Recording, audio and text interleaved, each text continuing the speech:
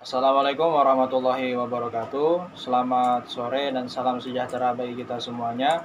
Shalom, Om Swastiastu, Namo Buddhaya, salam kebajikan. Baik, perkenalkan nama saya Ridho Agung Naufal, NPM 217053011.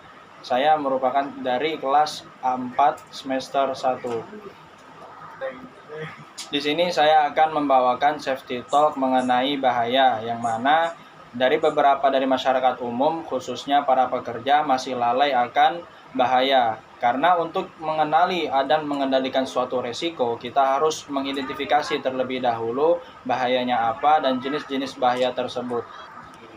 Baik, bahaya atau hazard merupakan sumber yang dapat berpotensi menimbulkan resiko yang dapat menyebabkan kerugian pada manusia berupa cedera dan kerugian properti serta hilangnya waktu produksi. Hazard itu dibagi menjadi dua, yaitu ada namanya safety hazard atau bahaya keselamatan dan health hazard, yaitu bahaya kesehatan. Adapun safety hazard itu contohnya yaitu mechanical hazard atau bahaya mekanik, yang artinya bahaya tersebut bersumber dari benda yang bergerak seperti gerinda, las, dan yang lain-lain. Ada yang bahaya yang kedua yaitu electrical hazard, yang artinya bahwa bahaya tersebut bersumber dari energi listrik atau arus listrik, yang seperti misal stop kontak yang kabelnya usang atau saklarnya yang meledak. Yang kedua yaitu namanya health hazard atau bahaya kesehatan. Bahaya kesehatan itu ada 5, yaitu yang pertama physical hazard atau bahaya fisika, yaitu bahaya yang bersumber dari faktor-faktor fisika seperti kebisingan, suhu, tekanan, sinar radiasi, gelombang elektromagnetik, dan lain-lain. Kemudian yang kedua yaitu biological hazard atau bahaya biologi, yang mana bahaya ini merupakan bersumber dari faktor-faktor biologi seperti flora dan fauna, mikroorganisme, dan lain-lain. Kemudian yang ketiga yaitu chemical hazard atau bahaya kimia. Bahaya kimia ini merupakan bersumber dari faktor-faktor kimia seperti bahan-bahan yang beracun, mudah terbakar, korosif, iritan, dan lain-lain.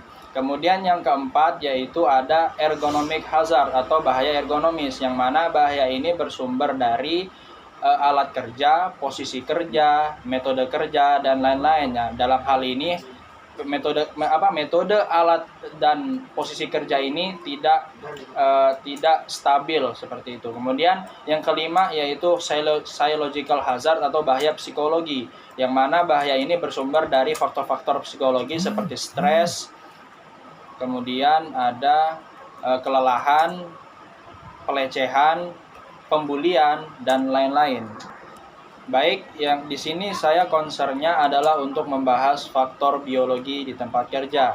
Seperti yang teman-teman tahu bahwa faktor biologi di tempat kerja ini banyak juga kita temui di tempat kerja dan di lingkungan kerja. Karena dampak dari faktor biologi ini sangat pesat sekali. Contoh seperti menyebarnya virus COVID-19 di tempat kerja. Baik, untuk macam-macam dari faktor biologi ini adalah seperti yang pertama mikroorganisme. Mikroorganisme ini ada 4 teman-teman. Yang pertama adalah bakteri, yang kedua adalah mikrofungi atau jamur mikro, yang ketiga adalah parasit, yang keempat adalah virus. Baik, mikroorganisme yang pertama yaitu bakteri. Seperti yang kita tahu bahwa ukuran bakteri ini sangat kecil ya teman-teman.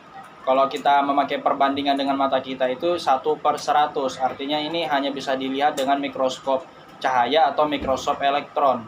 Kemudian contoh-contoh penyakit dari bakteri ini adalah seperti TBC, antraks, tetanus, kolera, difteria, dan lain-lain. Kemudian apa sih sebenarnya bahayanya bakteri ini pada makanan? Nah, jadi ini teman-teman ada 2. Yang pertama adalah organisme perusak. Organisme perusak ini dia bisa mengubah rasa, aroma, bentuk, warna, dan aroma makanan. Tetapi belum tentu dia dapat mengubah mutu makanannya. Jadi mungkin warnanya berubah, tapi mutu makanannya tidak berubah. Jadi ketika kita makan tuh enak-enak saja. Kemudian yang kedua ada namanya organisme patogen. Organisme patogen ini merupakan organisme yang merusak makanan atau meracuni makanan sehingga pekerja atau manusia yang makan makanan tersebut dapat mengalami penyakit yang parah. Tetapi perlu teman-teman ketahui bahwa organisme patogen ini belum tentu ketika dia meracuni makanan belum tentu dia dapat mengubah rasa, aroma, warna, bentuk dan mutu dari makanan tersebut. Kemudian mikroorganisme yang kedua yaitu jamur, yang mana jamur ini merupakan secara alami itu dapat kita temukan di makanan, udara, tanah, tumbuhan, dan hewan. Kemudian jamur ini pada makanan dia dapat menyukai makanan manis yang bersifat asam.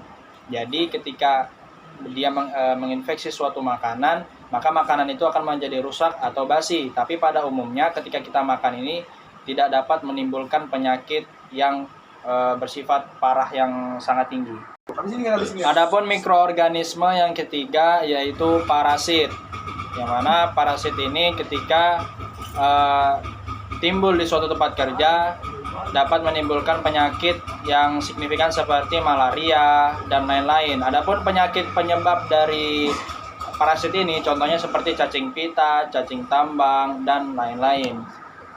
Adapun mikroorganisme yang terakhir yaitu virus. Nah, kenapa saya virus taruh paling terakhir? Karena virus salah satunya yaitu virus merupakan salah satu mikroorganisme yang paling terkecil, bahkan lebih kecil dari bakteri. Tetapi virus ini tidak mempunyai inti sel. Jadi ketika virus ingin bereplikasi atau membelah dirinya, maka dia memerlukan sel inang yang hidup untuk dia berkembang biak menjadi banyak. Contoh-contoh dari virus ini itu seperti H1N1 yang menyebabkan flu burung. Kemudian yang kita jalani saat ini yaitu virus COVID-19 atau bahasa ilmiahnya adalah SARS-CoV-2. Jadi kesimpulan dari Safety Talk saya ini adalah bahwa masuknya mikroorganisme ke dalam tubuh itu tidak dapat selalu dapat menginfeksi, tetapi ada beberapa pertimbangan seperti daya tahan tubuh si manusia tersebut, virulensi, dan rute infeksinya. Jadi bagi teman-teman sekalian, agar kita dapat terhindar dari faktor-faktor biologi ini, mari kita berolahraga, tidak merokok, makan makanan yang bergizi, dan menjaga selalu daya tahan tubuh kita dengan menjalankan protokol kesehatan yaitu 3M. Terima kasih. Wassalamualaikum warahmatullahi wabarakatuh. Selamat sore dan salam sejahtera bagi kita semua.